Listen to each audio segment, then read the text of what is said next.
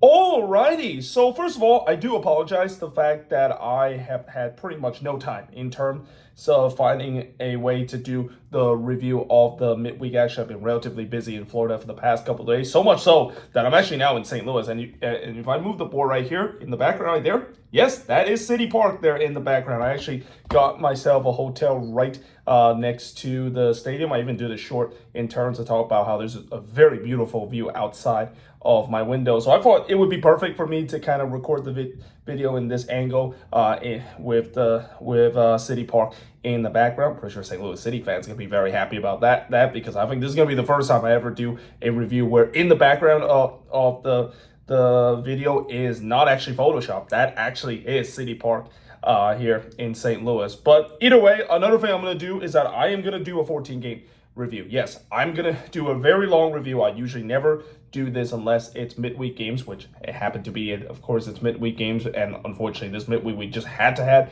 all 14 games. That's going to be happening at the same time. But because of the fact that we got a full slate of match week tomorrow, and I'll probably still have enough time to do the preview in terms of the matchup, including one of the games that will be taking place at that stadium right there tomorrow between St. Louis and the Houston Dynamo.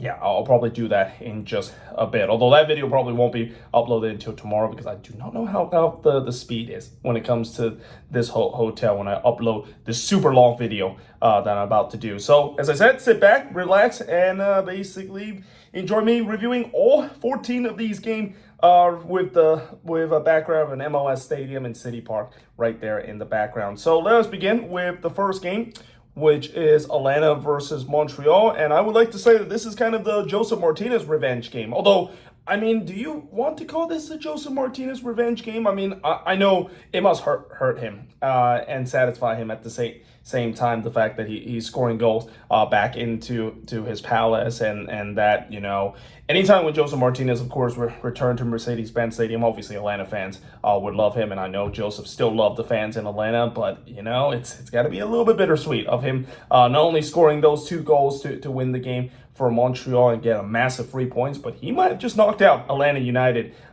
in terms out of the playoffs. Or, well, I wouldn't say they're out of the playoffs, but any chances in terms of making the playoffs is now very slim after this defeat that Atlanta has.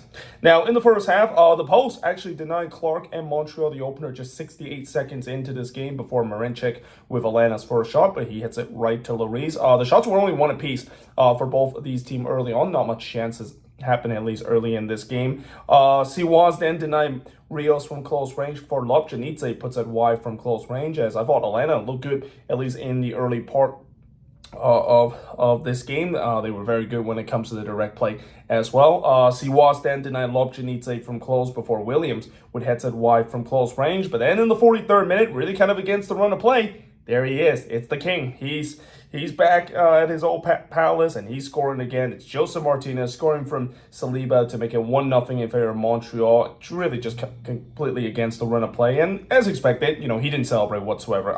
I think when he did score that second goal, that was when he really kind of just almost like, yeah, I mean, I'm happy that I scored for my team, but I'm also like, oh boy, I might have just knocked out a team that I still really dearly care about potentially out of the playoffs with the goal that I scored. But anyway, the good news for Atlanta is that they didn't trail for long, although bad news for Montreal is that lead did not last long because third minute of stoppage time, Danny Rios would score from Amador and Williams to tie the game up at one apiece. And then Amador himself looked to try to take the lead before halftime for Atlanta, but he hits it right to Siwas. And we do head to halftime with Montreal leading 1-0. In the second half, or actually, I'm sorry, did I say 1-0? It's actually tied up at one apiece. But anyway, in the second half, Atlanta with most of the possession, but just like the first half, not much really happened, at least in the beginning of the first half. Lobjanidze actually shook the post from point blank. Yeah, that is one that Saba would want to have back. I mean, Lobjanidze, he's known to score some good goals and so forth, but yeah, that is one that Saba would absolutely want to have back, especially from that angle to throw in the classic cliche. It's harder to miss from that angle than actually score in that angle. But Saliba then hits it right to Guzan before Marincek would hit it right to Siwas in the 69th minute as Atlanta was pushing to try to get the lead. Duke would then puts it over from long range in the 74th minute, but then in the 76th minute, he did it again. Joseph Martinez would score from Pierce and Opoku to give Montreal the lead. And again, it's kind of against the run of play a little bit. I thought Atlanta had the control of the game, but there's the King again returning to his palace and once again scoring, but this time against his former team. Gregerson did look to respond, but he missed it wide on the header, and NTRA would head it wide from close range, and the boos were once again coming out at Mercedes-Benz Stadium. I mean, these Atlanta fans, they are very unhappy with how their team is playing, and I don't blame them. I mean, it's been miserable seeing how they've been playing this season, and really for the last couple of seasons as well, but really this season because of the fact that they're losing a lot at home. And yeah, in the end, Atlanta, their playoff hope is definitely dwindling after this 2-1 loss. But for Montreal, what a big win this is. I mean, albeit, yes, it has to be the big story of the game with Joseph Martinez returning to Mercedes-Benz Stadium again, playing against his former team, and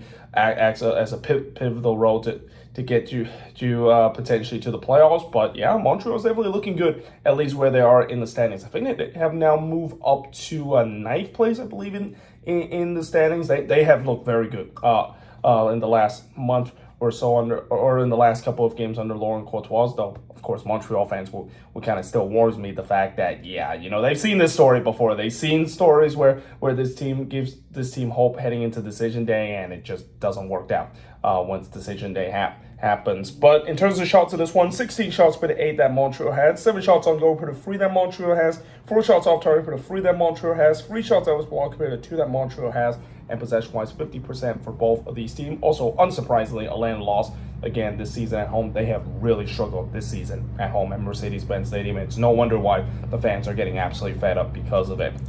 Anyway, moving on, in the next match, we got Charlotte versus the Chicago Fire. So for Charlotte, they have now clinched a playoff position, and potentially they're going to be not have to play in the play-in game, unlike what we saw a couple of years ago, because pretty much the only 2 spots left in the Eastern Conference as decided is the 8th and 9th position. Though I gotta say, it was not easy for Charlotte. They definitely made it a little bit too interesting late in this game against Chicago. Though early on, they got a great start in the 8th minute as Karol Świderski, he scored from Pep Biel to make it 1-0. Or is it Pep Biel? It's Pep Biel. Sorry for that mispronunciation there. So, but yeah, he got the assist here, and that was also Charlotte's first shot of the game. So that's something you don't see very often. Charlotte is not a team that is known to score early goals, but here they are, 1-0 up, just 8 minutes into this game. And then Biel himself looked to try to get on the score sheet, but he crows it wide before Brady would deny Świderski on the back post. Świderski probably had his best game for Charlotte ever since he came back in his second stint, and it's no surprise that he's definitely started to get some confidence. I mean, after scoring the big goal against Inter Miami on Saturday, he was definitely feeling in this game. But at least early in this game, it was all Charlotte early in this game, and Chicago was basically joining the Quakes in Cancun mode. I mean, they already eliminated after the last game. It felt like they don't even bother in terms of playing the spoiler role. They're just going to roll over in this game. Brady then denied Biel from long range, but then in the 25th minute, really kind of completely against the run of plays, and out of nowhere, Fabian Herberts would score to tie the game up at 1 apiece. And again, that probably surprised a lot of people at Bank of America Stadium, because up to this point, it was all Charlotte up to this point. That was like one of the first attack that Chicago had, and they put the ball into the back net. So the question is, can Charlotte respond? Well, first, Gutierrez puts it over from long range, and just like that, the momentum quickly switched for the Fire. But then in the 30th minute, and really before I finished writing that down, Junior Urso would score from Biel to give Charlotte the lead back in this one. So great to see the Bear still scoring goals again now for Charlotte, because for a long time, of course, he's done it for Orlando City. Now he is with Charlotte FC, and then Biel, which struck the post, but Świderski did get the rebound, and he puts this one right to Brady after he hits that one. So not only the fact that Pep Biel was kind of a little snake in the end, but Świderski feel like that should have been his second goal of this game. The good news is I think Biel would get on the score sheet in this one, but the Fire defense was non-existent up to this point. Like they were not playing defense. Fans, it felt like they're already in elimination mode. They don't even bother showing up in this game. Gutierrez then heads it over from close before Herbert puts it over from long range. Despite limited chances, I thought the Fire was still looking dangerous on the attack. And this is where, again, Charlotte, you got to be careful, because yes, you're in control for most part of this game, but you also gotta make sure you don't give up the lead again like they did early on. The good news is it feels like they hurt me, because in the first minute stoppage time, they would make it a 2-goal game. It's Schwadetsky. He scored from Burns to make it 3-1 in favor of Charlotte, and that would be the scoreline heading into the second half. So in the second half, Brady would deny Schwadetsky of a hat trick before he denied, or actually Kalina would deny Bronico on the other end from close range in the 54th. Westwood then hits it right to Brady. It was all Charlotte up to this start of the second half, as they were pressing hard to get the 4th goal, and they do get it in the 58th minute. And actually, did I say Pepio got the goal? I'm sorry, he actually didn't get on the score sheet here, so a little unlucky there from Pepio. But you know who's not unlucky? Leo Abada. He would get on the score sheet here from Schwadetsky to make it 4-1 in favor of Charlotte. So how about Schwadetsky here in this game, getting 2 goals and also an assist in this game? And I thought this could get really ugly for the Fire, because they were just basically playing no defense in this game whatsoever. Charlotte was just feeling it in this game. Kalina then denied Gutierrez from long range before Mueller hits it right to Kalina. But then in the 67th minute, Kellen Acosta would score from Navarro to give a little bit life for the Fire. Now the score is 4-2, and you know, anytime when Kellen Acosta scored, you know it's going to be a banger, and it was. I mean, it was a banger and a half, definitely in contention for goal of the week. Barlow then hits it right to Kalina before Charlotte has really kind of put their foot off the gas, and this is where, again, they got to be careful. You cannot not just put your foot off the gas and just cruise your way to an easy 3 points, even though you're playing at home, because we've seen it before this season where teams get a little bit too complacent, and then next thing you know, they found themselves giving up 2 late goals to draw points. Bronico then puts it over from long range before Tavares would heads it over from close, and then in the third minute stoppage time, Chicago make it even more interesting, and of all players to score, it's Tom Barlow, the one that scored the goal, and that's when I wrote uh-oh in a big mark there. By the way, Barlow was able to score from Mueller to make it 4-3 in this one, because yeah, I mean, this is getting a little bit too interesting for Charlotte. The good news is Charlotte does hold on in this one. There wasn't really too much stoppage time for Chicago to really make this an incredible comeback, but in the end, Charlotte does win this game. They secure playoff position for only the second time in their franchise history. The shots in this one, 19 shots for the 18 that Chicago had, 7 shots on goal for the 10 that Charlotte has, 4 shots off target for both of these teams, 4 shots as blocked for the 7 that Chicago has, and possession-wise, 55% possession compared to the 45% possession that Charlotte has in this game. So like I said, you know, this got a little bit too interesting and a little bit too close to comfort for Charlotte, but in the end, Dean Smith, man, is heading to the playoffs, and if you would have told me that was the case in the beginning of the season, especially when I and many thought that they were going to be one of the worst teams, and boy, I can't wait to see my prediction, especially in the Eastern Conference, because as I'll talk about in just a bit, yeah, a team I predicted to finish 10th in the Eastern Conference actually won the Supporters' Shield this year. Yeah, it's not going to be pretty when I look back at my prediction in the beginning of the season, and I wouldn't be surprised if there's going to be something that's just completely way off of what I thought they were. Anyway, moving on, in the next match is Cincinnati and NYCFC, and I gotta say, for Cincinnati, they are in trouble. Like, this has got to be concerned if you're Pat Nolan. The fact that, you know, in these last couple of games, not only the fact that they're not playing lately, but yeah, now they dropped themselves in 3rd position. It looks like they're going to finish 3rd, which, you know, it's not usually, that's not a bad thing. But then you realize that the team ahead of them is Columbus, and if we're going to have a How Is Real Derby rematch in the playoffs, it's going to be at Lower.com Field, and that is not an easy place to get wins, especially the way that Cincinnati is playing right now. I don't know if they can even have the upper hand against Columbus, or, you know, the fact that can they even get to there is a big question, because again, they have really been slumping, especially on the defensive end. Now, I understand that they do have injuries. That is a big concern, but still, I mean, we think a team like Cincinnati that is very deep should be able to cover that. But man, these last couple of games, there are some big warning signs of the fact that this team might not go as far as you think that they could potentially do so.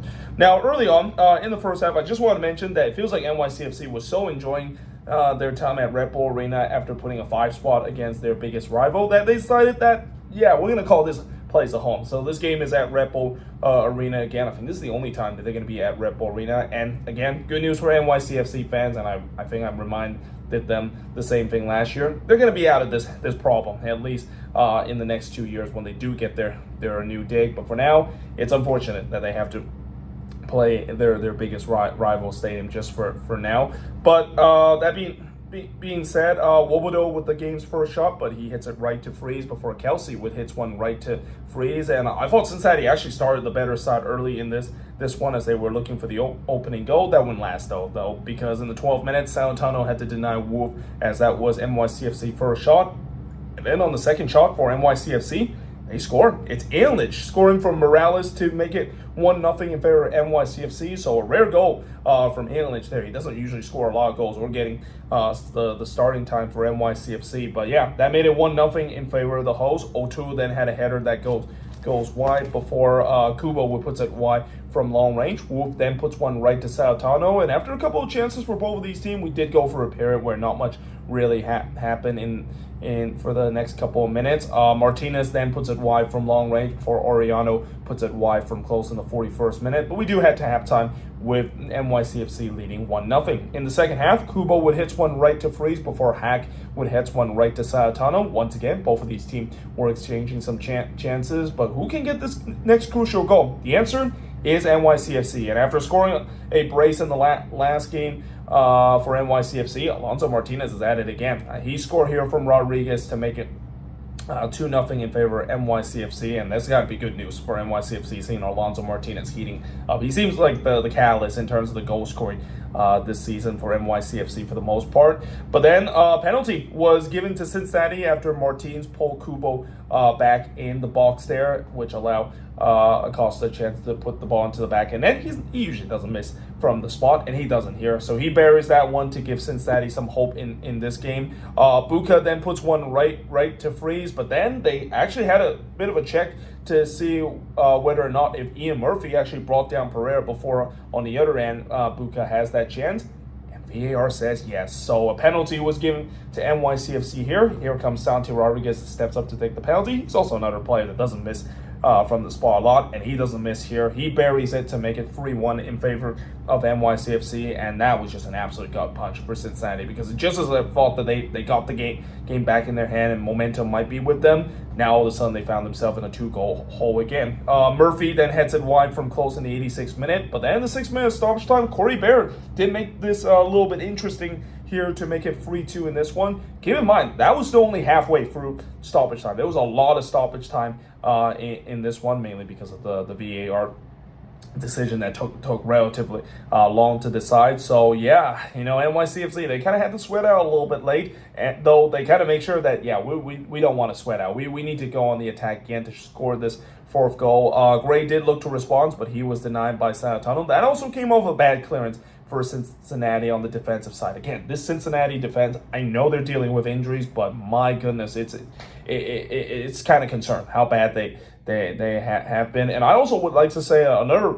player that has really regressed this season. What in the world has happened to Obina Wobodo? Wobodo used to be one of the best number 6 in the league, but man, this season he just have not looked like the same player like he was last season, and that plays a huge part of why Cincinnati are just so exposed at the back compared to previous season under Pat Nolan. Then Salentano denied Baccarat on a 1v1. Not a big surprise, because Baccarat, for most part, has been snake bin this season. But there was no doubt that NYCFC was looking to try to kill this game off again. Luckily for them, they do hold on to get the 3-2 win in this one. As the shots in this one, 12 shots compared to 14 that Cincinnati has, 9 shots on goal for the 5 that Cincinnati had, 6 shots off target for the 2 that NYCFC had, 3 shots out of the block for the 1 that NYCFC had, and possession-wise, 53% possession compared to the 47% possession that Cincinnati has in this game. So for NYCFC, it seems like they're back on the winning ways, and this is good news for Nick Cushing's side, because I think that big win against the Red Bulls, that really kind of sprang their hopes of competing in the playoffs, because they looked like they were going to join their inner city rival, the Red Bulls, in terms of that one and done category. But they definitely put up some more fight in the last couple of games, and don't be surprised they can get up in the standings maybe they can trouble a team up in the standings in the playoffs. But for Cincinnati, there's got to be some huge concern about this team. I mean, they have not been playing well in these last couple of games. And, when you head into the playoffs and you're not at your best, yeah, that could be a huge problem no matter where you are in the standings. But that being said, moving on into the last game on this board.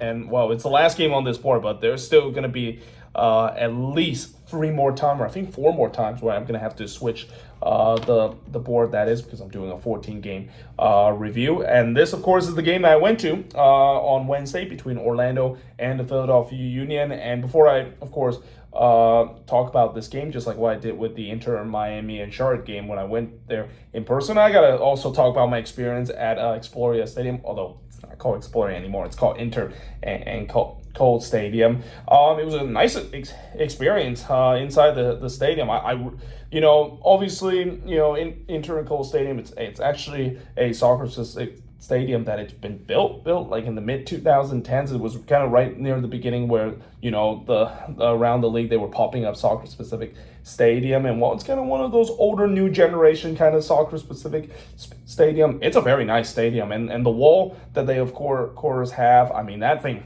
is very big, and while they didn't fill up the whole section, it is still very intimidating. And I think the other thing that I was actually really surprised when I attended this game, there was actually a lot of fans in attendance for this game. In fact, I did check in terms of the match attendance. Orlando City was 4th on the list in terms of the top attendance for the midweek games, and that's kind of surprising considering that midweek games usually the attendance doesn't do very well, and especially Orlando games at times haven't been attended very well, mainly because of the weather there. Although the weather in Orlando, at least at the nighttime, was actually really nice. There was actually a nice breeze that blew by the stadium, so it didn't really felt like very hot and muggy as I've heard people, of course, have mentioned it. But either way, I was kind of surprised that for a Wednesday night game, it was pretty good. I mean, there were some empty seats, but not as much as I thought it was going to be. I thought the stadium was going to be half empty, or at least 2/3 full at best, but probably about 3/4 of it was full in this one, though I do doubt the fact that it was actually 22,000 fans that showed up inside Inter and Cole Stadium. Now, that being said, talk about the game itself. I feel like, this was a game where there was a lot of missed opportunity early in the game, and then Orlando kind of got their acts together in the second half, and then Philly kind of got their acts together too, but it was way too late for them to come back in this one. The first shot of the game did see Ojeda puts it just wide off the deflection before Enrique had a shot that was deflected and goes wide. As I thought Orlando was on the front foot here. Like, they were not messing around, at least early in this one. Ojeda then flashed it wide from long range, and then Araujo would blast it high from long range. As the shots were 7-0 for Orlando early in this game. So, yeah, the Union clearly did not start on time in this game. And you know what else the Union had, at least early in this game?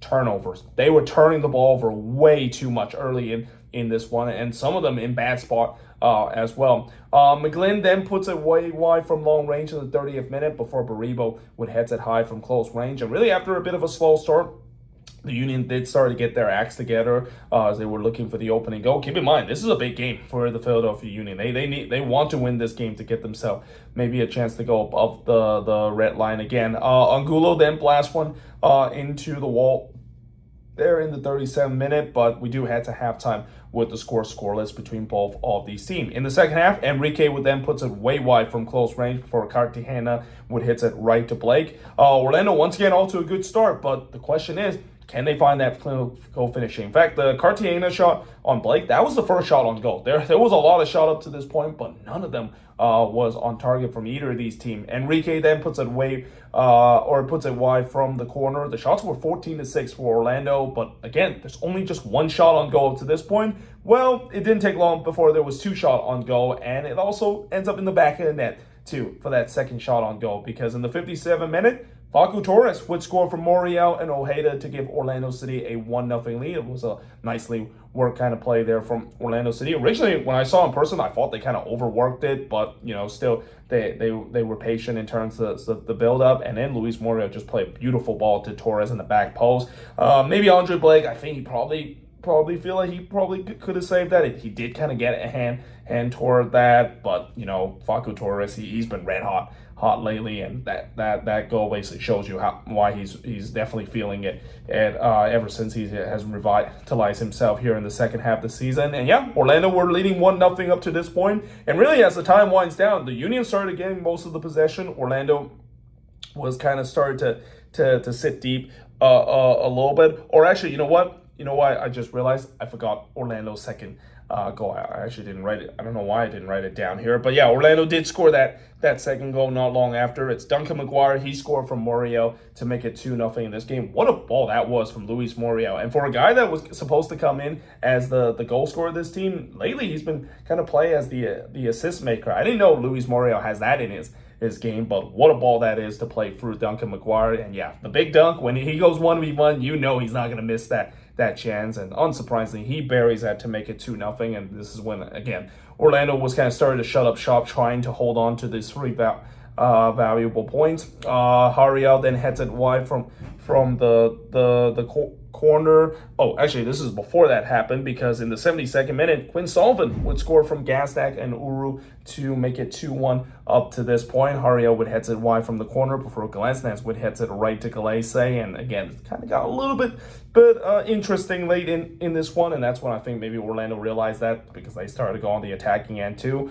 Blake would then deny Petressa from close range, and then he denied him again just 2 minutes later. Orlando was looking to kill this game out, trying to get the third goal. We then had some coming together between both of these teams as well. I mean, I'm not kind of surprised, because that can happen sometimes, especially in a Union game. And then in the 5th minute stoppage time, McGuire had a chance to score his second one, but he was robbed by Blake here. In fact, he was trying to chip it over Blake there, but Andre Blake was having none of it. He was an easy save from him. Very rare moment you see McGuire go clean on goal and doesn't bear it. But the good news for Orlando, that was really the last chance of the game. As soon as that chance went, the full-time whistle blown, Orlando gets the big 3 points up to this point. They continue their incredible run here in the second half season. It just pretty much felt like it's a carbon copy of what we saw last season, when they started getting hot in the second half of the season, heading into the playoffs, and they're hoping that this time they'll go deeper than the second round that they've been at least in the last couple of years. But shots in this one, 20 shots for the 16 that the Union has, 6 shots on goal for the 3 that the Union has,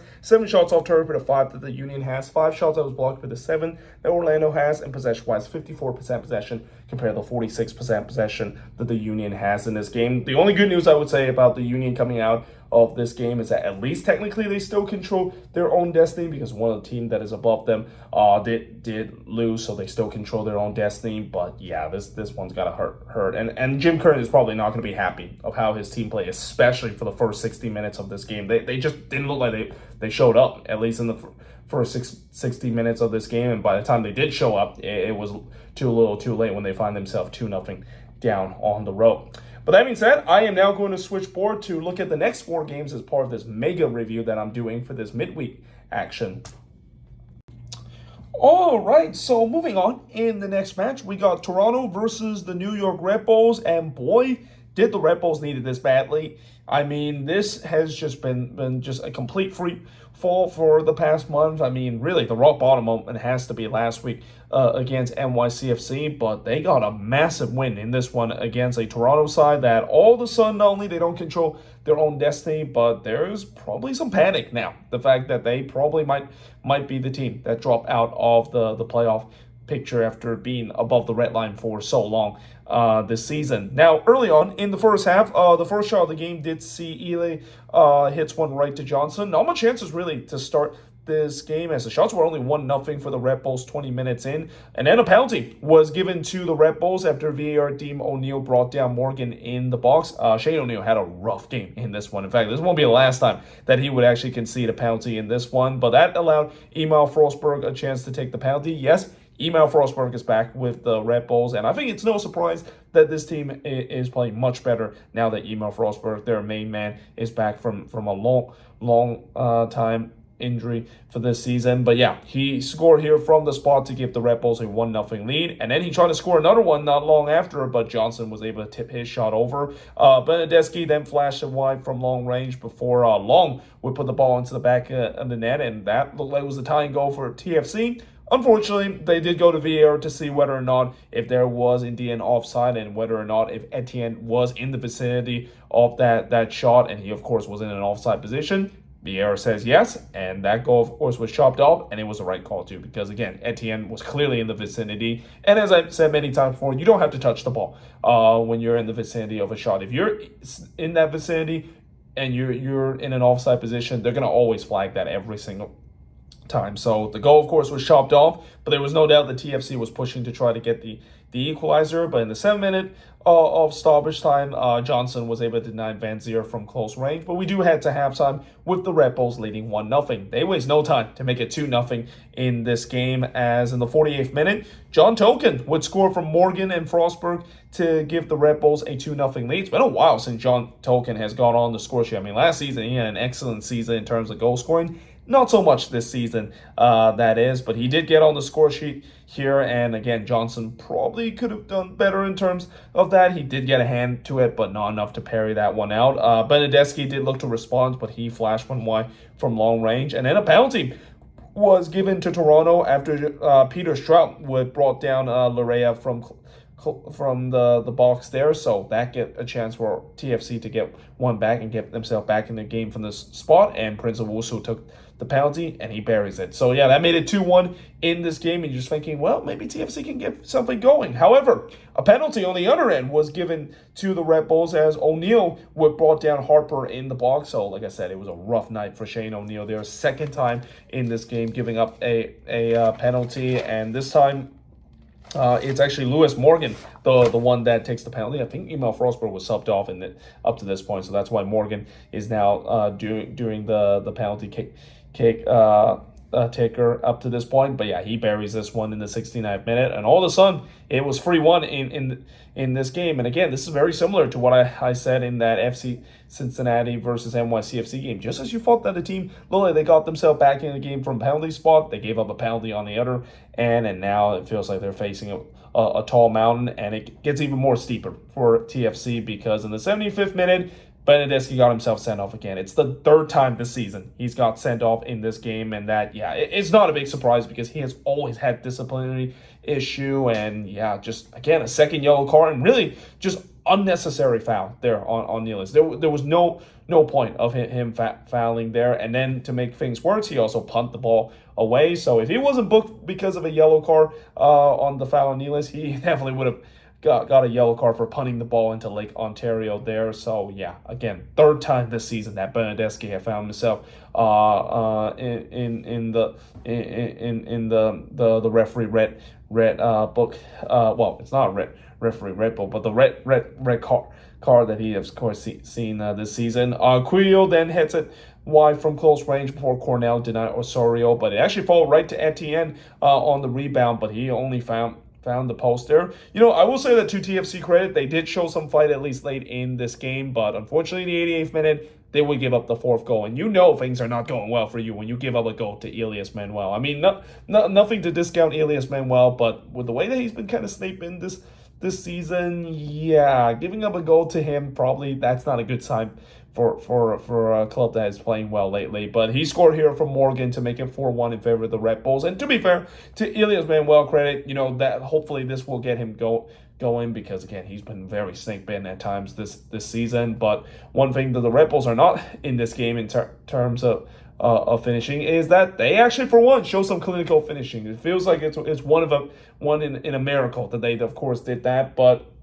they did it here with a 4-1 win against the Red Bulls. So both New York team having a bounce back actually one New York team didn't really need a bounce back performance because they win big, but the other New York team have a huge bounce back performance in this game against CFC. And the shots in this one, 14 shots for the 10 that the Red Bulls had, 8 shots on goal for the 3 that TFC had, 5 shots off target for the 1 that the Red Bulls had, 1 shot off block for the 4 that TFC had, and possession-wise, 53% possession compared to the 47% possession the Red Bulls has in this game. And just a reminder, if TFC fans haven't been reminded this, they do not play on decision day. They're the only team to not play on decision day. So yeah, the next game is literally this weekend. This is going to be the last game that they're going to be playing this season, and this could be the last time we might see Toronto play this season, because if they don't win this one, there could be a chance where we could see something similar to what we saw before, where one of the team that did not play on decision day got eliminated, even though they're above the red line, because no matter what happened on decision day, they're going to fall below the red line. And again, it's very unfortunate that, of course, that will happen. Luckily for us, next year that would fix with San Diego coming into the league to make an even amount of team. But for TFC, it's got to be disappointing. I mean, I know this is supposed to be a rebuilding year, but for a team that has been above the playoff line for most of the year to fall out of on the very last day or late in the season, that's got to be very disappointing. But hey, at least if you're the most optimistic TFC fan that think about the deep rebuild that they're going through, I mean, I guess this is kind of a step in the right direction. But still, again, it's got to be very disappointing to potentially fall out the playoff picture when they're above the playoff line for pretty much majority of this season. That being said, moving on, in the next one is the heavyweight matchup between Columbus versus Inter Miami, and it definitely ties it in a way how this game plays out, because man, this matchup, I cannot wait if this is actually going to be the matchup in the Eastern Conference Final. I mean, if this is going to be a matchup in the Eastern Conference Final, we're going to get some good. We're going to get not only some high scoring resort, but the rating's going to be very good too, because I heard this is one of the most watched soccer game of all time, not just in MLS but in the U.S. in general, and I could believe that because somebody won a trophy in this game as well. But in the first half, we got the opening goal just 7 minutes in when Cucho put the ball into the back net. Unfortunately, the flag did not agree with him there, and that actually also was the only goal-scoring chances in the opening bit, as there wasn't really much that happened in the early bit, and that's kind of understandable because, again, not only the fact that this game lived up to its billing, it was a very entertaining game. It also kind of felt like a cup final kind of matchup. It felt like a playoff game where it was a little bit cagey in the beginning. Both of these teams don't want to open themselves up too much in the beginning in this heavyweight bout. But in the 25th minute, Wenger himself also put the ball into the back of net. Problem was, this himself would also get the goal chopped off because of offside there. This one actually was a little bit closer than the last one, but I think it was the right call, and that again remains 0-0 up to this point. Ramirez then flashed one wide from close range before Suarez would hit one right to Schulte in the 42nd minute. I thought the games kind of started to open up a bit as both of these teams were looking to get that next crucial goal. Rossi would hit one right to counter, but then in the 45th minute, it's inevitable. Messi's going to get on the score sheet, and he does here to make it 1-0 in favor of Inter Miami. And then he gets on the score sheet again, and that he is always lethal in terms of the free kick position. I will say that not as much as what we saw last year. Last year, it feels like he almost can guarantee that he's probably going to score from the free kick. This year, not so much. And I think this is actually the first time he scored a free kick this season as well. But he buries that one that, Patrick Schulte had no chance. I mean, even the best goalkeeper in MLS or even in the world is not going to save that free kick. It was just so well positioned by the greatest player of all time. And that made it 2-0 up to this point, and that was the scoreline heading into the second half. But it didn't say 2-0 for long. In fact, just 20 seconds into the second half, Diego Rossi would score from far C to make it 2-1 in this one. And that, again, it feels like Inter Miami just kind of fall asleep there. Didn't come out the half prepared. Columbus took full advantage of that. But then just 2 minutes later, Luis Suarez would make it 3-1 in this game. So again, this is another game that we've seen before, where just as you thought that maybe the team that got the goal back to make it 2-1, a chance that it seems like things were going to do well, then they either give up a penalty on the other end or give up a dumb mistake on the other end. And again, I've said this before and I'll say it again. Columbus, one of the biggest Achilles heel, I think, with this team is got to be on the defensive front of just committing some stupid mistakes, some stupid turnover. And I would also say that that's kind of like Columbus just beating themselves. And I think in this game, there was multiple times Columbus beat themselves. And here they beat themselves because this was just an absolute miscommunication between both Schulte and Camacho, just kind of collide each other there, and that allowed Luis Suarez to hit it into the empty net to score probably the easiest goal, or at least one of the easiest goal they've scored in his legendary career there. But again, if you're going to be a team that is looking to try to defend MLS Cup crown, which I think Columbus have a good shot to do so, but they cannot keep doing this. And I think Wilfred Nancy have mentioned it many times for. He knows that while his team has been very good on the attacking end, on the defensive side, there's been just too many times we've seen these kind of moments. And for a team that has MLS Cup aspiration and trying to defend their MLS Cup crown, they cannot do this in the playoffs and get away with it. And they definitely didn't get away with it here against Inter Miami. And just like that, they found themselves 3-1 down and find themselves down 2 goals again. And again, that also kind of sums up the moment I even wrote here with the Crew biggest Achilles heel. There's just more time or not, they gave up a goal simply because they beat themselves. And as I mentioned, this won't be the last time they beat themselves because of it. But in the 60th minute, a penalty was given to the Crew as Allen would handball this one in the box, and that allow Cucho a chance to score from the penalty spot, and he does. So that at least made it 3-2 up to this point. And again, you just feel like, oh, here comes the Crew. Look like they're going to get the momentum, right? Well, and then just 2 minutes later, Camacho would get his second yellow card off the game. And again, just there was no need for Camacho to foul there as well. And again, just the Crew beating themselves in this game. They had a really good opportunity to come back and do the same thing that they did in the Leeds Cup, coming back from 2-goal down against Inter Miami. But because they beat themselves, again, now the mountain does get a little bit steeper.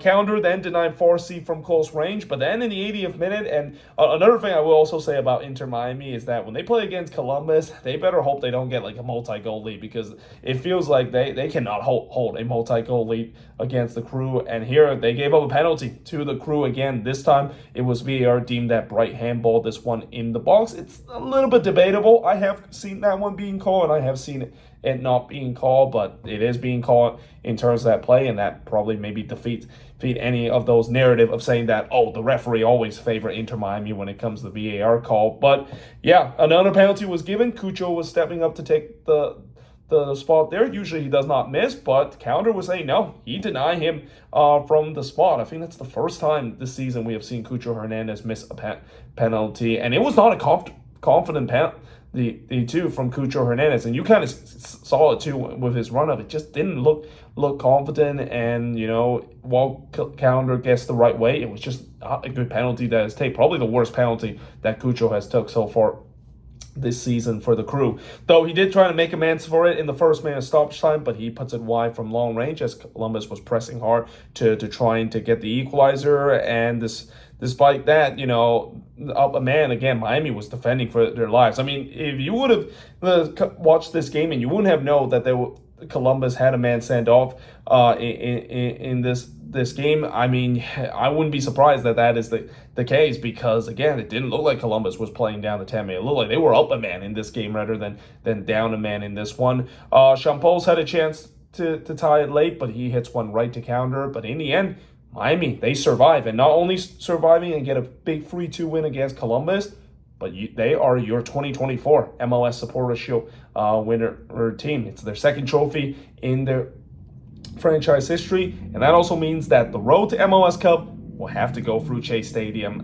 down in Fort Lauderdale. But the shots in this one, 11 shots compared to 6 that Miami has, 3 shots on goal for the 6 that Columbus had, 2 shots off target for the 4 that Miami has. Both teams had 2 shots on block, and possession-wise, 51% possession compared to 49% possession that Columbus has in this game. And while this was definitely an entertaining game to watch if you're a neutral, and I myself is included in that, I really want to see this matchup again in the playoffs. Something tells me it's going to be even more intensive in the playoffs. I'm pretty sure both of these head coaches, obviously I think Tata Martino will be happy that they of course won the Supporter Shield and become a very rare team to walk away with all 3 points at lower.com field. But there are going to be something that he'll be a little bit disappointed. Again, Miami, just for whatever reason, when they play against Columbus, they have problems when it comes to holding on to 2-goal lead as well, and they almost choked it away in this one as well. And for Columbus, not only the fact that they won't be happy that they lost this one, it's a very rare loss with Wilfred Nancy losing at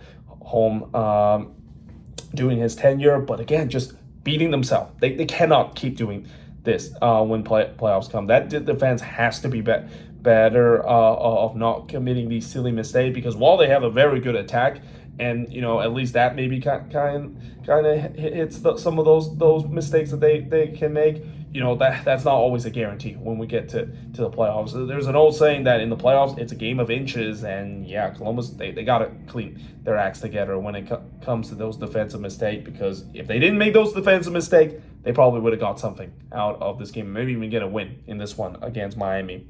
But now moving on in terms of the next match. And that, of course, is Houston versus the New England Revolution. So, yeah, the Revs' playoff chances, it's pretty much all but dead right now. I mean, I know they're not mathematically eliminated, but, man, they had to win this one to at least try to keep it alive, and they don't in this one against Houston. Now, in the first half, I also want to say it looked like we're back in MLS 1.0 era with football lines overlapping the soccer dimension. And from what I heard, this is not the first time that I've seen American football or football being played at Shell Energy Stadium. I mean, this is Texas. Obviously, I know that they built that stadium as a soccer specific stadium, but they're going to use that for football or high school football if they get a chance to do so. But yeah, it's not really good look. Although I would say that at least that makes in terms of making offside call much easier with those soccer or those football lines overlapping the soccer dimension. In the 9th minute, Blessing with the game's first shot, but he puts it wide before Wood would have the Reds' first shot, but he was robbed by Steve Clark in the front post there. Steve Clark was very good in this game as well. In fact, he would then deny Ryusuf from close in the 12th minute before Karaskia puts it wide from long range, as I thought both of these teams were getting some golden opportunity early in this game. But who can get the opening goal up to this point? Well, Kovacic would try to do so, but he was denied by Ivisic on the other end before Heel flashed one wide from long range, and then Izmir Bajatovic would miss wide from long range. And I just kind of wrote, how is this still 0-0? Because up to this point, there was some golden opportunity for both of these teams that are just kind of not taken as a result. So we go to halftime with the scoreless between both of these teams. In the second half, Ivisic would deny Ponce from close before he denied Sevchenko. But Blessing did get the rebound and somehow just puts that one wide. Yeah, that is one that Latif Blessing would want to have back. And I also kind of thought, is this kind of one of those nights where finishing is not going to be there, and also goalkeeping seems like it's going to be shining big? It feels like maybe it's a goalkeeping battle between both Ivisic and Steve Clark. Well, unfortunately, it was not meant to be, because in the 50th minute, Ezequiel Ponce finally get the opening goal of this game for the Dynamo. He scored from Karaskia toward to make it 1-0 in favor of Houston. And while it was a great goal, it came off of a bad turnover from New England. Yeah, you don't want to do that. The good news, though, for New England, they did get themselves a penalty not long after, as Langoni was brought down by Artur in the box, which allowed Carlos Gil to step up to take the penalty. Carlos Gil is not going to miss from the spot, and he doesn't miss here. So that made it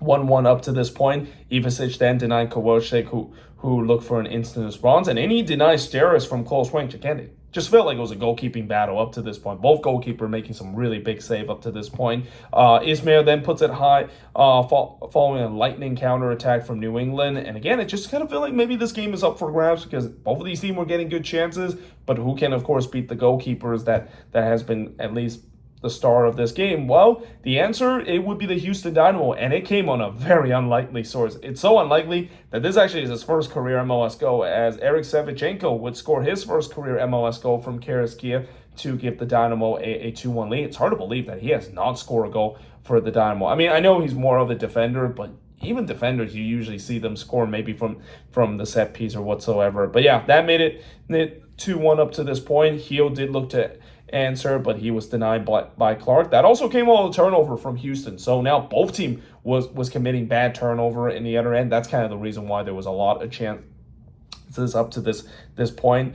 Ponce then curls it wide from long range before Gaines hits one right to Clark in the 82nd minute. Houston were looking to put this game away with a third goal up to this point. Baroni then heads it wide from close, and then Nacho Gil puts it wide from close there in the 86th minute. In the 90th minute, Kovacic puts it wide on the header before Clark would deny Veroni from close, as the Revs were once again pushing to try to get that late equalizer, trying to keep their faint playoff hope alive.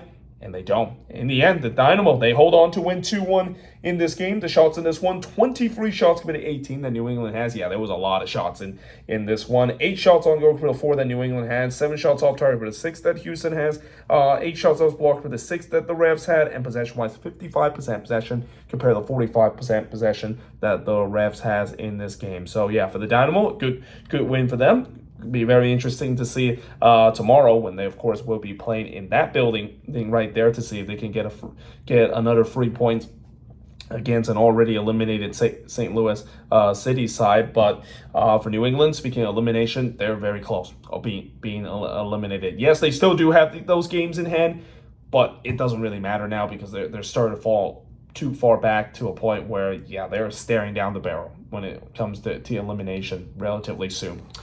Now, moving on into the last game on this board, before we once again switch again, is Nashville and DC United. And another team that is on the verge of potentially getting eliminated, it's Nashville. And I say this because how can you come back from this kind of performance where you just completely choked away this game? And that I think this is a game that also kind of decide the fate in terms of both of these teams, where one team looked like their playoff hope could be going up in smoke, and one team, not only their playoff hope is still alive, but they are really challenging for that playoff position, as DC has been relatively red hot lately to try to get one of those last 2 playoff position in the Eastern Conference. Now, early on, 6 minutes in, Nashville actually takes the lead. It's Alex Mule. He scored from Godoy to make it 1-0 in favor of Nashville. It's the first shot of the game, and really a dream start for Nashville in this massive playoff 6-pointer. Baji did look to respond, but he heads it wide there. I thought DC, of course, responded well, but can they, of course, get the equalizer up to this point? Well, they do. In the 24th minute, it's Lucas Bartlett. He scored from Benteke and Click to tie the game up at 1 apiece. Godoy did look to answer, but he was denied by the post in the back post. By the way, the post would also be the theme in this game, and I think this game also tied with the game between the Red Bulls and the Union for the most posts that is being hit in a single game. Zimmerman then heads it right to Bono in the 39th minute before Surridge would heads it wide from close, as Nashville was pressing to try to get the lead back, and they do, as in the 45th minute, Hani Mukhtar would score to make it 2-1 in favor of Nashville. And even though I know Hani Mukhtar has not looked like the Hani Mukhtar that we've seen in the MVP season at all this year, at times at least he still shows some of that flashes, and this was an example of a beautiful free kick goal that was taken there from Hani Mukhtar to make it 2-1 up to this point for Nashville heading into the second half. Now in the second half, Santos himself looked to score on the free kick, but he was denied by the post in the 48th minute, and then the post would deny Mule before right to Zimmerman, who missed a free header from the empty net. Zimmerman continued to be snake-bitten, this at least in the last couple of games. And again, he's snake-bitten again in this one. Usually when you have that kind of chances, Walker Zimmerman would always bear it because he's always very dangerous in the aerial threat. I think between him and Benteke, 2 of the most dangerous threat in the air. And yeah, that is one that I'm pretty sure Walker Zimmerman absolutely would want to have back. Though the good news is, at least up to this point, his teammate kind of picked up the slack, because in the 62nd minute, who's not snake-bitten in this game? It's Alex Mule. He scored his second goal of the game. Coming into this game, I think Alex Mule has only scored 1 goal. Yeah, he definitely had a career game in this one. He scored here from Mukhtar to make it 3-1 in favor of Nashville. And then the post denied Stroud from close in the 68th minute, before the post would deny Mukhtar on the other end after a classic Nashville counterattack. And again, it just felt like it was deja vu all over again between the Red Bulls and the Union, where the post was the big story of this game, which is kind of crazy to say because the final score of this game is 4-3. Imagine if one of those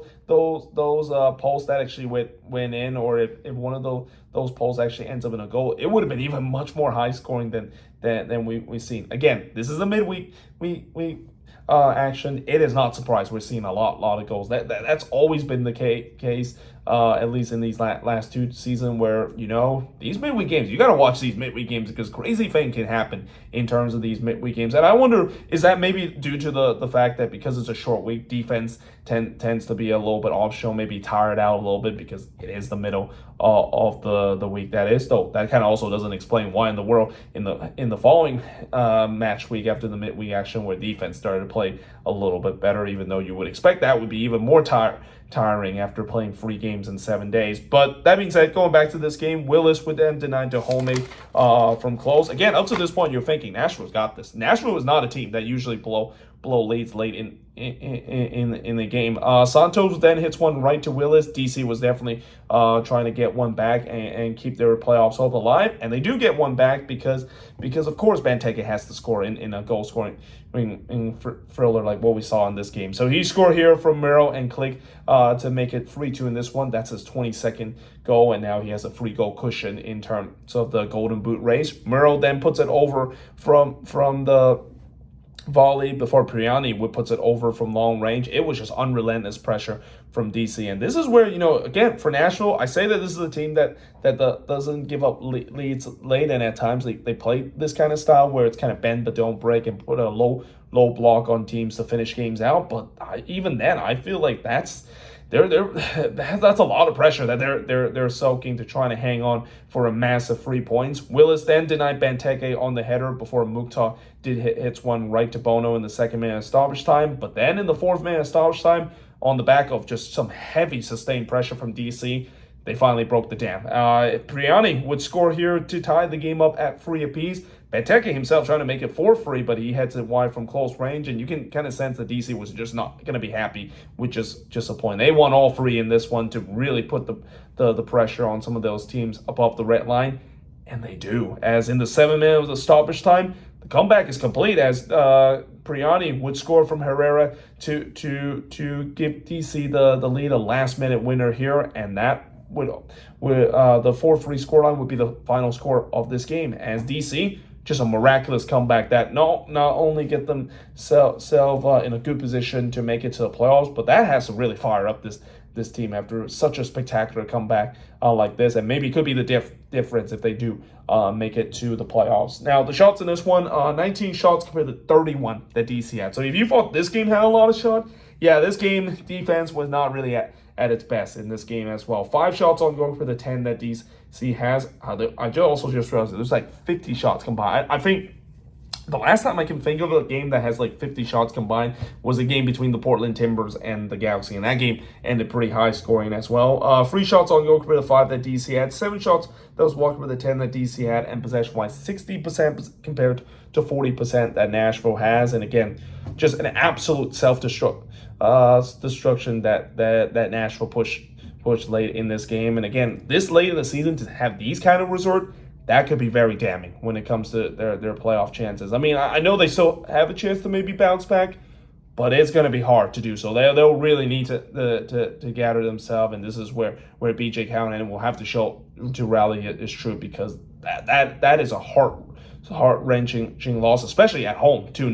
Never the less to trying to gather themselves to make it to the playoffs. But for DC, all the momentum is with them, and this is where, if you're Toronto, there's got to be a lot of concern right now, because again, that is one of the team I mentioned not in control of their destiny in terms of making the playoffs, and they are really sweating now because DC could be that team to take that spot. If not Philly, that is. I think Philly also might be a little concerned as well, because DC is literally right behind them in the standings. If anything, I think they're actually ahead of them in the standing, right? Let me just take a look at the standing real quick as we see. I'm pretty sure Philly is still ahead right now. Yeah, Philly is still ahead, but DC is literally right behind them, and the only reason why Philly is ahead of DC is because of goal differential. But that being said, I am now going to switch boards once again, and once again look at the next sport game in this mega review that I'm doing here in the backdrop of City Field or City Park in the background. Also, I just want to quickly apologize to St. Louis City fan by calling that stadium City Field instead. It actually is called City Park. No, that stadium, obviously, it's not home of the Mets. It's home of St. Louis City. But anyway, moving on in the next match, we got the Galaxy and the Colorado Rapids. And I got to say, the Colorado Rapids are basically facing the same situation as Cincinnati is facing right now, where they're heading the wrong direction as we get into the playoffs. And even though they're still sit very well in the playoff position, it feels like there is some concern that, they could be one and done. And I think there's probably more concern for Colorado as well, because, they've been playing relatively well, but it feels like now things are starting to kind of unravel late in this season. Now, early on, the first shot of the game did see Fernandez puts it wide from close range. Not much chances really happened, at least in the beginning, as the shots were only 1-0 for the Rapids 15 minutes in. In fact, the Fernandez shot was like the only shot up to this point. Painso then had the Galaxy first shot, but he hits it right to Stefan. Ronan then had a shot that was actually spilled by McCarthy, and that actually allowed the Rapids to get a second chance, but Navarro couldn't capitalize there. He puts it wide, and then he heads it wide from close in the 39th minute. Though the Rapids definitely were getting some sustained pressure. They were looking to try to get the opening goal in this game, and they do, as in the 45th minute. And unlikely source too, Connor Rowland, usually a guy that is on the assist department of goals, not the actual goal scorer, but he scored here from Mihajlovic to give the Rapids a 1-0 lead, and that would put the lead as we head into the second half. Now in the second half, Puig would hit one right to Stefan in the 49th minute, but then in the 50th minute, Gabriel Peck would score. He scored from Delgado and Yoshida to tie the game up at 1 apiece. Stefan then denied Puig, but he would actually spill this one, and Puig was looking to try to punish him on the rebound, but he hits this one right to Stefan. I would also like to say this was kind of a game where it was kind of a tale of two halves, where, I thought the Rapids played relatively well in the first half, but in the second half, it was mostly the Galaxy, as they definitely started the second half the more positive side. They were pressing to try to get the lead, and they do, as in the 58th minute, Ricky Puig would get the lead for the Galaxy. He scored from Peck and Joveljic to make it 2-1 in favor of the Galaxy. Mihajlovic did try to respond on the free kick, but he actually hits the back extension of the netting, and that usually when that happens, it kind of fooled the fans thinking that one went in. It didn't. It hits the back extension of it, although, again, I don't blame for the fans for knowing that actually didn't go in, and it hits the back extension, because it really looked like it went in from the first look. Abubakar then missed wide on the header in the 72nd minute before Lewis would puts it high from long range. The Rapids was definitely pressing hard to try to get the equalizer. So in some way, maybe not a game of two halves. It was kind of more like the Galaxy were more clinical in the second half. Joveljic then had a shot that was deflected and goes wide before McCarthy denied Mihajlovic from close in the 78th minute. But then in the first minute of stoppage time, Ricky Puig basically turned the lights out in this game, as he scored here from Barry and Peck to make it 3-1 in favor of the Galaxy. It also was a very Galaxy goal. Just coming off of a lightning counterattack. We know the Galaxy are very dangerous on the transition, and they showed it in this moment. And yeah, in the end, the Galaxy, they get a 3-1 lead. It's pretty much all but decided that they're going to finish at the top of the Western Conference. And it feels like if you want to get to MLS Cup out of the West, you have to come through Dignity Health Sports Park. And oh, by the way, they're perfect this season at Dignity Health Sports Park, the Galaxy. So yeah, they get the 3-1 win in this one. The shots in this one, 14 shots on goal for the 15 that LAFC had, 3 shots on goal for the 2 that LAFC had, 3 shots off target for the 4 that LAFC had, 2 shots that's blocked compared to 3 that the Rapids had, and possession-wise, 52% possession compared to 48% possession that Colorado has. And I know, again, it might be against the best team in the league, and usually, there's no shame of losing to the best team in I say the best team in the league. They're the best team in the West. Obviously, I don't want to disrespect any Inter Miami fans as well, because obviously Inter Miami fans will want to have a word after winning the Supporters Shield just a couple of nights ago. But yeah, they are pretty much going to be the best team in the West. But still, Colorado has been very good this season at home. It's not very often they drop points, if not all 3, at home this season, and that's got to be concerning. The fact that, yes, it's been a great season under Chris Armas, but it feels like now it seems like that incredible run that they had, and that good spirit that they've been have coming out of the leads, coming even into the first couple of games of the season. It feels like that good feelings are starting to go away, and it couldn't come at a worse time for the Rapids as they get ready to once again make it back to the playoffs again. Now, moving on in the next match, speaking of playoffs, Minnesota is back in the playoffs. They were able to make it to the playoffs after getting a 0-0 result against RSL, thanks to the help of the San Jose Earthquakes. Kind of weird to see that one of my team would be able to help the other team to make it to the playoffs. So yeah, thank you, Quakes. At least for once, they actually did some good thing to help out Minnesota. But yeah, like I said, this game ended in a 0-0 draw. It's also the first time that Minnesota has drew 0-0 in a game since when they drew 0-0 against FC Dallas. And just like that game, which, let's just say that was not a great game whatsoever, and I almost was going to attend that game as well. This game also was another game I was thinking of attending, and I am so glad I did not, because my word, it was tough to watch. Let's just say it's definitely not one of those 0-0 draw that it was not because of lack of chance. It was just simply because it just feels like both teams just didn't know what they were doing on the attacking end. Now in the first half, RSL had most of the possession, but not much chances early in this game, as it's been really a cagey start to this game. Dane Sinclair then denied Arango after just a bad turnover from Minnesota. Minnesota's probably lucky that Chicho Arango hasn't been in good form, because if Chicho Arango was in good form, he would bury that one 9 out of 10 time. But I thought the Loons were sitting very deep early in this one, looking for the counter, but couldn't quite get out.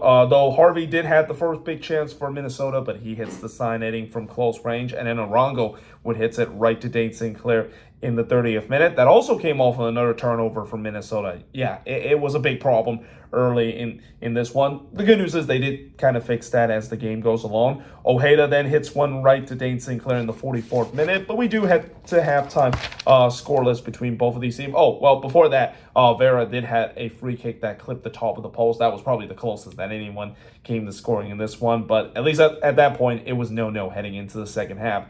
In the second half, Marichik puts it wide after a lightning counterattack from RSL. Just like the first half, not much really kind of happened. That was really one of the best chances we had, at least in the first 15 minutes in the second half. Rosales was then in on goal here, and then he tripped himself as he was about to shoot.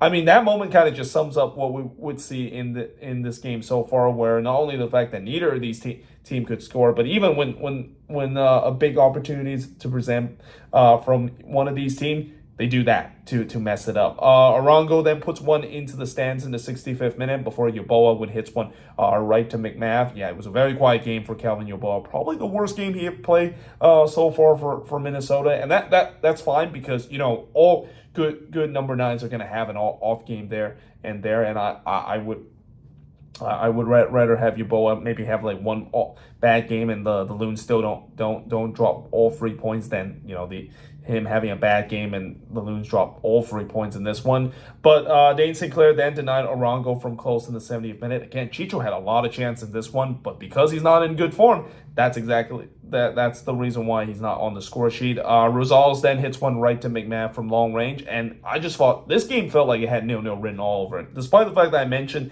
chances, it was not a good game to watch, because it just doesn't look like either of these chances were high percentage chances, and it just feels like unless someone have one good moment of chances, one clinical finishing, this game is going to end 0-0. Well, Sambin did try to do so, but he heads it wide on a looping header. Yeboah then had a shot that was deflected and wide, and then this is when the tempers started to come. The tempers really started to flare. There was a huge coming together, and between that coming together, Mateus Vera actually got himself sent off here, because in the day of VAR, you cannot spit on an opponent. I mean, you might be able to get away with that before the age of VAR, but in the age of VAR, when cameras are everywhere, you cannot do that. And honestly, I will not be surprised if Vera not only gets suspended in the next game, but he might be done for the rest of the season for RSL. Like that is not just a one-game suspension. That could be another game suspension, because when you spit an opponent like that, not only it's a disgusting kind of thing to do, but just completely uncalled for. And this is not the first time we've seen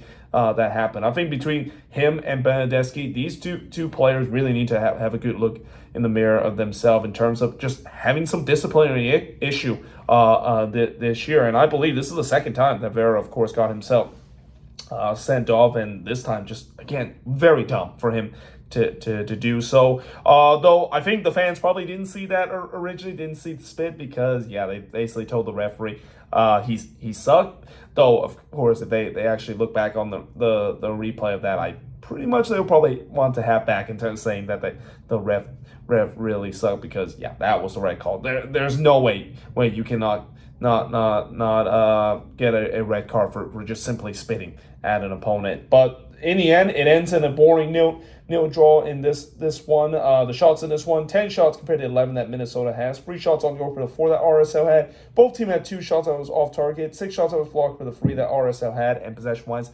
58% possession compared to the 42% possession that Minnesota has in this game. And the less said about that game, the better, certainly, for both teams. I mean, again, yes, Minnesota, of course, clinched a playoff position, but I just kind of had a feeling after the last game when they play a complete game that as much as I was really hoping that they can continue into this one, no, I don't think that it feels a little bit too good to be true, though the next game is going to be very big too because they're playing against Vancouver. There's a chance where if they can get a win against Vancouver, they can overtake them at least temporarily because Vancouver does have a game in hand, and that they jump in the 7th spot, and there could still be a chance where I think they can catch Houston too, but Houston will need to lose a couple of games in order to the Loons to catch them, and that's kind of also the reason why when I go to there later tomorrow that I would want St. Louis to win, just so that, in case if Minnesota does win, they can maybe catch Houston in that spot. But still, they definitely need to be better in the weekend's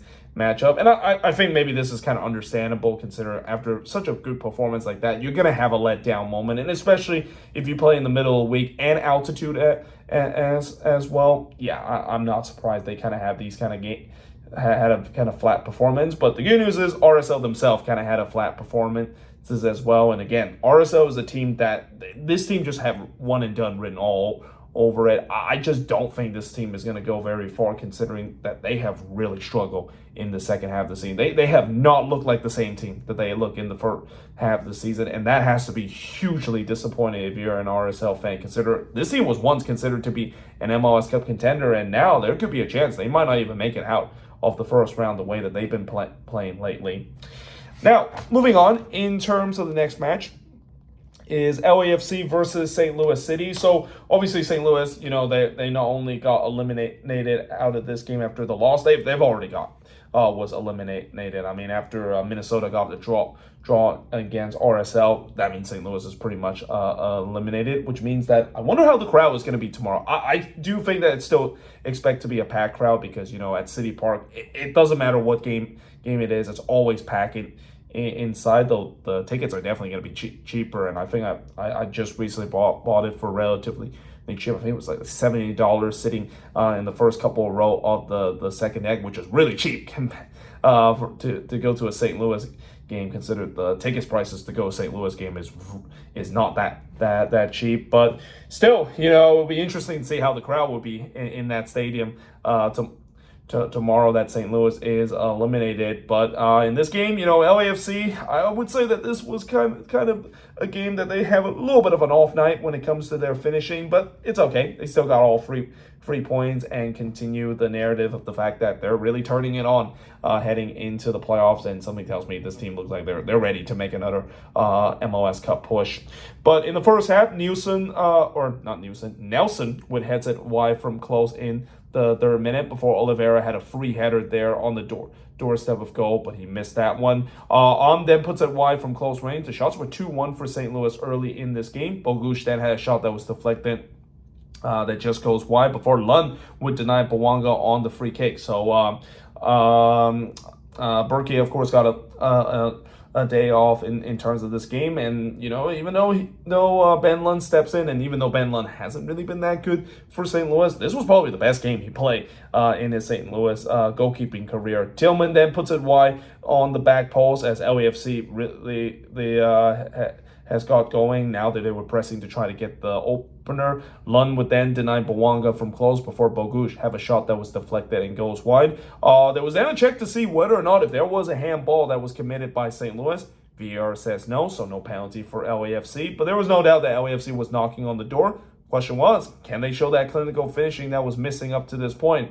Well, O'Brien did try to do so, but he puts it wide from long range. But then in the first minute of stoppage time, that sustained pressure finally paid off. And who else but Denis Bawanga? He gets on the score sheet from Bogusz and Oliveira to give a much-needed 1-0 lead for LAFC heading into the second half. And in fact, in the second half, they looked like they made it 2-0, and they probably should have been 2-0 because Giroud, of course, put the ball into the back net, but the goal, of course, was disallowed for offside.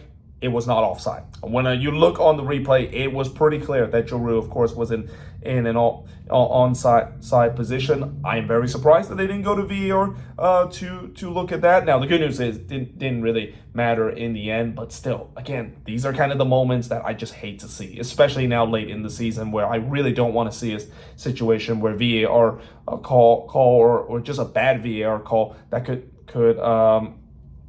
change the outcome in terms of these interesting playoff races and the seeding to decide as we head into the latter part of this season. Holland's Head then had a shot that rolled right to Lund before Lund would deny Bouanga from close range. LAFC was definitely pressing hard to get the second goal, but can they beat Lund again? Again, he actually looked really good in this one, probably the best game that he played in between the stake for St. Louis. Bouanga then puts it wide on the free kick before he had a shot that was deflected and goes wide on the header. Kamara then heads one that goes into 3-2-5-2. And despite the fact that LAFC wasn't really that sharp in terms of their finishing, they do get the 1-0 win over St. Louis. And the shots in this one, 21 shots for the just 7 that St. Louis had. 6 shots on goal for the none that St. Louis had. 2 shots off target for the 7 that LAFC had. 8 shots that was blocked for the 3 that St. Louis had. And possession-wise, 53% possession compared to 47% possession that St. Louis has in this game. So, yeah, for LAFC, like I said, it wasn't pretty, but they'll take the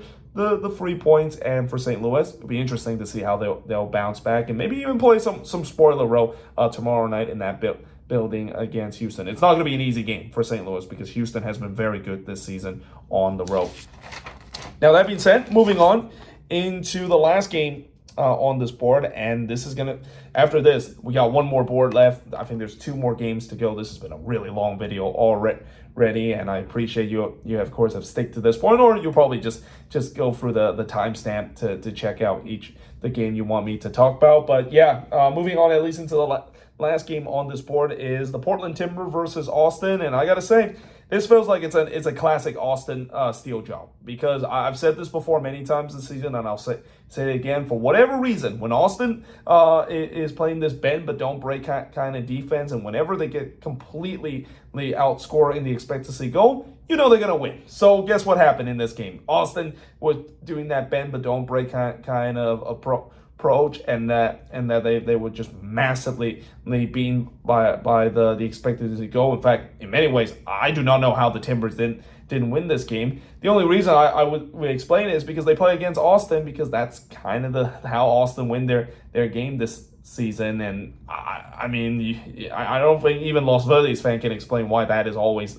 the case this year. But in the 9th minute, Rubio would miss high from long range in the 9th minute. Believe it or not, Austin actually had more shot than I thought they would, even though they were going with this bend but don't break kind of approach. Well, I say more shot, they didn't hit the double-digit mark at all in this game. Mora then was in on goal, but slipped and lost the chance there. That would also just be kind of a foreshadow of the Timbers finishing in this game. Evander would then puts one wide from close before he puts it wide from close range as well, as the Timbers were definitely on the front foot. They were pressing to try to get the opener, and again, it just feels like it's your typical Austin bend but don't break kind of game, which usually that doesn't work out when you're the road team, unless you're Austin FC, because apparently this season they do that, and somehow they sneak all 3 points or even steal a point on the road. In fact, they almost got the opening goal earlier than what ended up happening, as in the 23rd minute, O'Brien would put the ball into the back of net. Problem was the flag did not agree with him, so the goal was disallowed for offside. Evander then had a free kick that goes over off a deflection before Moreno would hit it right to Stuver in the 37th minute. It was all Portland up to this point, but the question is, can they get that opener? Well, not only they didn't get that opener, it was Austin, the one that gets the opener, as Danny Pereira would score here to give Austin a 1-0 lead. That is his first goal of the season, which is hard to believe. It's been a pretty rough season for the former number 1 pick, but he is probably very fortunate that this one went in, because it took a huge deflection there and goes in. It's just one of those deflection goal that, if you're the goal scorer, don't even ask. You just celebrate, thinking that you make that, of course, happen. But yeah, just like that, Austin took a 1-0 lead, really kind of undeserved. And then Evander looked to answer, but he was denied by Stuver on the free kick, and we do head to halftime with Austin with a 1-0 lead. In the second half, Bravo puts one right to Stuver before Bravo would struck the post in the near post in the 52nd minute. It did recycle, and Moreno had a chance to capitalize, but he fired one that was palmed away by Stewart. And then he denied Capacito Rodriguez from close in the 53rd minute, as expected. It was all Timbers. Austin continued that bend but don't break. But also mainly, they're basically asking Brad Stewart, can you steal us all 3 points again by just basically standing on your heads? Which Stewart answered, yes, I can. Because he then denied Rodriguez from close in the 65th before denying him again in the 73rd. Though Evander did get a second chance, but guess what? Brad Stewart was there to deny him there. And this is when we've seen this before, when you're the team that is down and you have so many chances. It started to get into your head the fact that it doesn't seem like we're ever gonna score a goal or even beat this opposition goalkeeper, because Brad Stewart was on a heater up to this point. And this is kind of when I thought, yeah, it seems like the Timbers probably not going to score this, because I've seen this before where Stewart is single-handedly trying to steal all 3 points on the road for Austin. Driussi then had a rare chance for Austin, but he puts it high in the 77th minute before Mosquera would puts it over from close range, and then Rodriguez would hit one right to Stewart in the 90th minute. Again, just felt like one of those nights for the Timbers, who just, again, up to this point, they were completely frustrated. They just simply, they not only don't have their shooting boots, but they just can't beat Stewart in this game. Stewart was absolutely on his game. And then Ayala had the last chance of the game, and only fitting that he hits this one right to Stewart, as in the end, the Portland Timbers, they lose this game as Austin steal all 3 points in this one. The shots in this one, 25 shots compared to 7 that Austin had.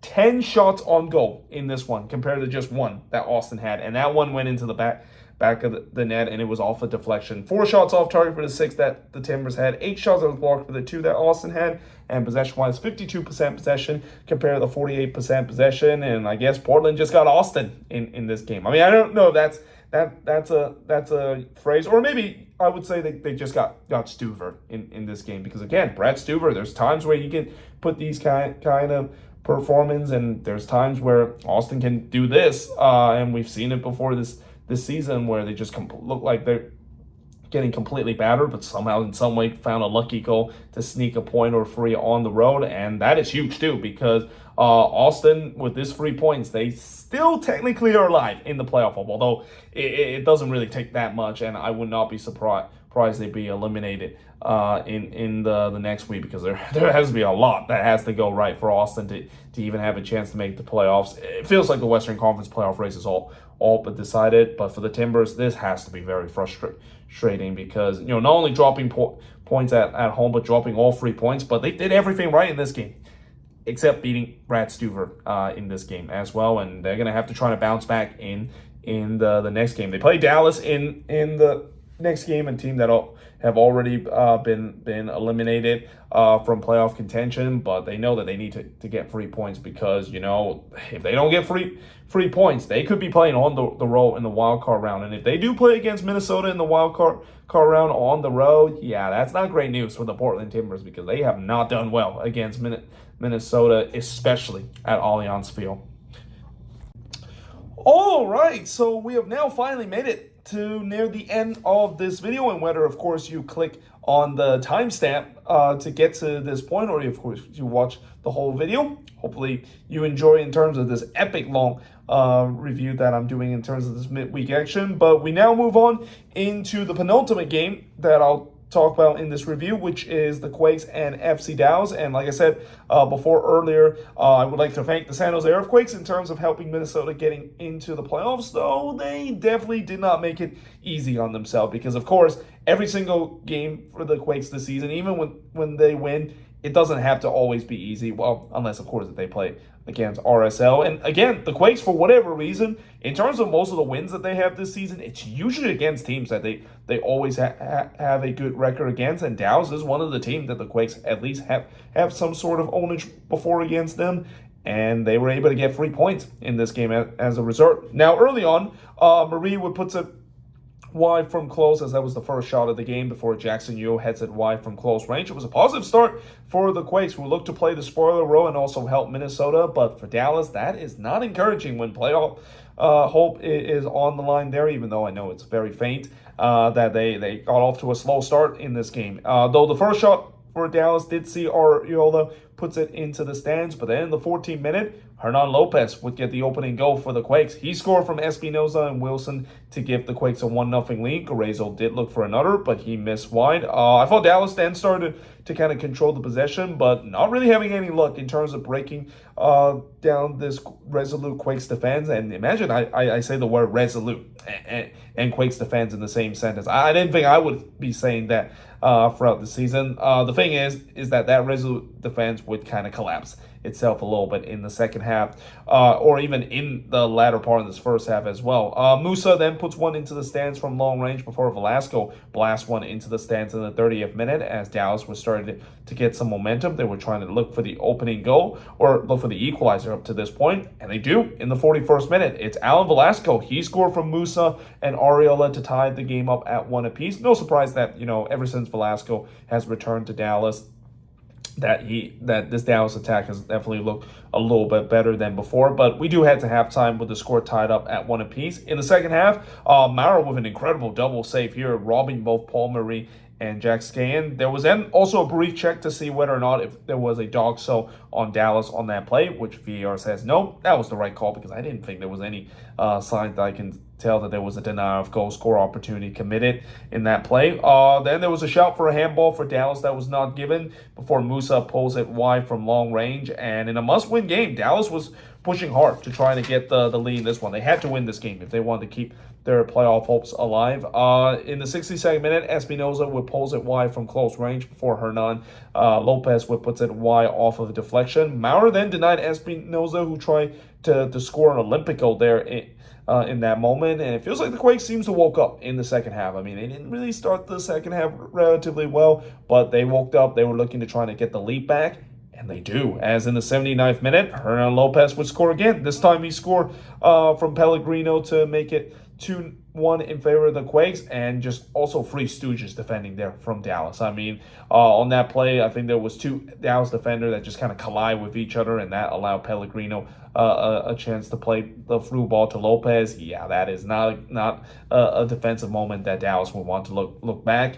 And to make things worse, just 4 minutes later, Ibobasi would score from Chiqueres to make it 3-1 in favor of the Quakes. But, this is the San Jose Earthquakes. They can't make things easy on themselves, because they gave up a penalty after VAR deemed that Wilson brought down Kamungo in the box. But Daniel comes up big from the spot. And this also it maybe shouldn't surprise you. Daniel has been very good when it comes to stopping penalty. I think he's one of the more underrated goalkeeper when it comes to stopping penalty kick, because I've seen it happen more times or not. And here he denied Ferreira from the spot there. But again, this is the Quakes. They can't make it easy. They have to make it intense for no reason whatsoever. So in the 90th minute, they would give up that second goal to make a grandstand finish, as Ibiaga would score from Leggett to make it 3-2 up to this point. It also came off a set piece too. So what I would say whenever the Quakes give up a set piece goal, yeah, just classic set piece defending. They have definitely done better this season, at least on the set piece, but yeah, that was just not good set piece defending from the Quakes. Kamungo then looked to go on his bike to try to tie this game up, but he missed wide there. And remember, Dallas need to win this game. A draw wouldn't do them any good in terms of staying off elimination. And not only did they get a draw in this one, they drop all 3 points in this game as they officially eliminated it. They also allow Minnesota to clinch a playoff position. But the shots in this one, 10 shots for the 17 that Dallas had, 5 shots on goal for both of these teams, 4 shots off target for the 7 that Dallas had, 4 shots that was blocked for the 1 that the Quakes had, and possession-wise, 58% possession compared to 42% possession the Quakes has in this game. And like I said, I want to thank the San Jose Earthquakes as a Minnesota United fan of helping us reach to the playoffs. I think that's really one of the few time I can thank one of my other team of helping me making the playoffs, probably since 2017, when the Quakes, of course, beat Minnesota on the final day in dramatic fashion to send the Quakes into the playoffs, and they kind of returned that favorite 7 years later. But yeah, for Dallas, I mean, if you lose to the worst team in the league, even if you're playing on the road, you deserve to not make the playoffs, and it's no surprise that of course, is the case in this game. I mean, even giving up 3 goals against the worst team in the league, yeah, that's not great from Dallas. Now, moving on into the last game. And yes, I can't believe we're now finally made it to the last game on this board. I don't even know how long this video is now. It's probably probably close to an hour and a half. But anyway, the last game is Vancouver and the Seattle Sounders. And yeah, for Vancouver, there's got to be some concern too, because again, this is the problem with Vancouver and why I think people don't really think Vancouver is going to go too deep in the playoffs, because anytime when they do face against a team that is a playoff team and a good team, and they have a chance to send a message that they can be a playoff contender by getting all 3 points against these good teams, they don't do so. And that's why, that word fraudulent that I use with RSL, maybe we might say the same thing about Vancouver too. Now, in the first half, Manungo puts it wide from close range before Albert Vargas puts it wide from long range, as Seattle was on the front foot up to this point. They were looking to try to get the opening goal. And they do, as in the 14th minute, Manungo would score from Morris and Rusnak to give Seattle a 1-0 lead. I believe that's the second goal for Giorgio Manungo, if I'm not mistaken. I didn't write first career MLS goal because I think he already scored before. Berhalter did look to respond, but his shot was denied by Fry. He did give up a rebound, though, Stefan Fry, and Pico almost had a chance to punish Fry because of it, but his shot was blocked away before Adekubi puts it high from close range. I thought it was a good response for Vancouver. They were trying to push to get the equalizer. Takuoka then denied Rothrock from close before Morris hits it just wide on the doorstep of goal, and then Veselinovic would hit it wide from close range. And then we do head to halftime with Seattle leading 1-0. In the second half, Vite actually had a shot that was clear off the line by Nuhu there, so very unlucky for Vancouver not to get the equalizer. I also would like to say that, in terms of the scoreline, I don't think the scoreline really indicate the fact that Vancouver, as much as I know they lost, they didn't really play like a team that just completely getting rolled over by Seattle in this one. They had their moments in this game. It just turns out to be that Seattle probably have one of their better attacking performance in this game, because after Vargas hits it right to Takor in the 61st minute, they earned themselves a penalty as Rothrock was brought down by Veselinovic and Berhalter there. I mean, both of them kind of bring down Rothrock at the same time. Take your pick of who actually is the one that committed the penalty. So in come Albert Rusnak to take the penalty. He doesn't miss from the spot very often, and he doesn't here. So he made it 2-0 in favor of Seattle, and then Rothrock himself would get on the score sheet, because of course he's going to get on the score sheet. Paul Rothrock just cannot stop scoring goal right now for Seattle. What a story it's been too for the homegrown player as well, as he scored here from Rusnak and Morris to make it 3-0 in favor of the Sounders. Vite did look to respond, but he hits it right to Fry before Takuoka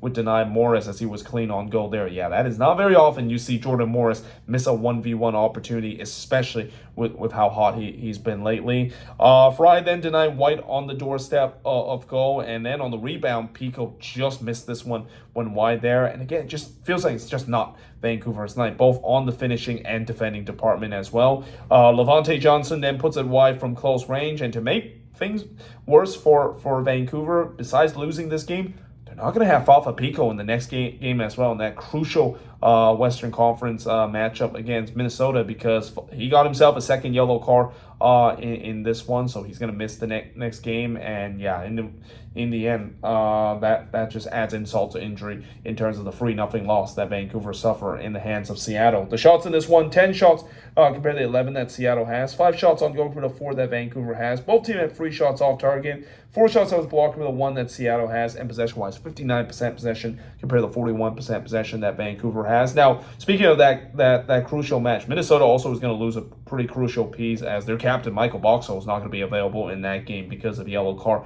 accumulation. But still, for Vancouver, this is even arguably as big of a loss as well, because Fafa Pico has been really good this season for Vancouver. He's been a real goal scorer besides both Brian White and Ryan Goal, who I don't think Ryan Goal actually played in this one. Something is going on with Ryan Goal. I think he's injured right now, because he hasn't appeared for Vancouver in these last couple of games. But either way, this again for Vancouver, if they're going to be considering themselves serious playoff contender and are going to earn the respect, they need to win these games, because if they don't win these games, everybody's going to say that Vancouver is just going to be a fraudulent team and a team that look like they're not going to do much heading into the playoffs. And I feel like it's also kind of getting to that point, if you're a Whitecaps fan, making the playoffs is not good enough. I mean, this team has started to at least make the playoffs consistently.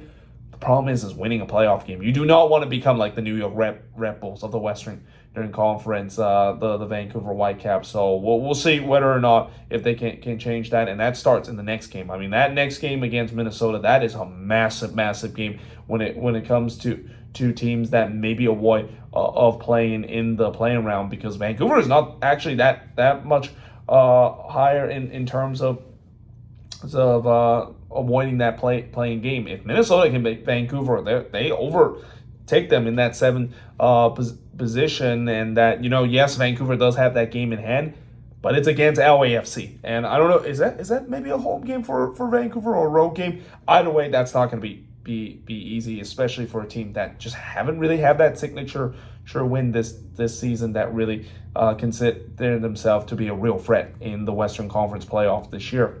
But there you have it. That is pretty much it in terms of this epic review that I'm doing in my hotel room with City Park there in the background as well. Either way, hope you guys enjoyed this video. If you do, make sure you guys leave a like, smash the subscribe button. We'll just do the preview as well, and I'll have the same view as well, because look how beautiful this view is, especially with City Field in the background. Obviously, I can't turn the camera right now, but I've already shown in the shorts that not only you got City Field, or not City Field, City Park. I gotta stop saying City Field. This is not the home of the New York Mets. This is the home of St. Louis City SC. But not only it's a beautiful view of City Park, but over there in the direction you can even see downtown St. Louis and also the Gateway Arch. That is pretty much what St. Louis is all about. But either way, as I said, hope you guys enjoyed this video. If you do, make sure you guys leave a like, smash the subscribe button. Let me know in the comments below, what do you think of these 14 games I review. And again, you don't have to watch all 14 in the game. There's timestamp